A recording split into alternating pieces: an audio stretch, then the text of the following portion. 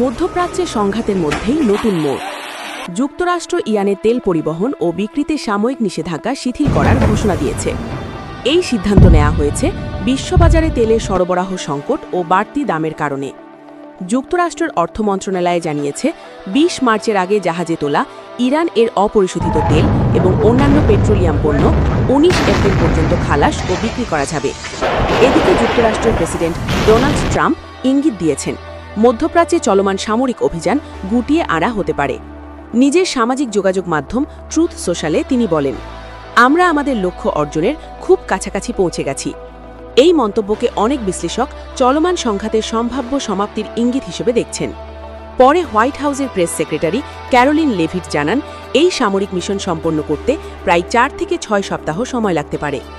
অন্যদিকে ইরানের সর্বোচ্চ নেতা মোজতাবা খামেনি শত্রুদের মোক্ষম জবাব দেওয়ার দাবি করেছেন। এরপরই তেহরান থেকে সৌদি আরব ও ইসরায়েলে নতুন করে ড্রোন ও ক্ষেপণাস্ত্র হামলার খবর পাওয়া যায়। এর জবাবে ইসরায়েল আজ ভোরে তেহরানের বিভিন্ন লক্ষ্যবস্তুতে পাল্টা হামলা চালিয়েছে। সব মিলিয়ে একদিকে যুদ্ধ কমানোর ইঙ্গিত, অন্যদিকে পাল্টাপাল্টি হামলা। মধ্যপ্রাচ্যের পরিস্থিতি এখনও অত্যন্ত অনিশ্চিত।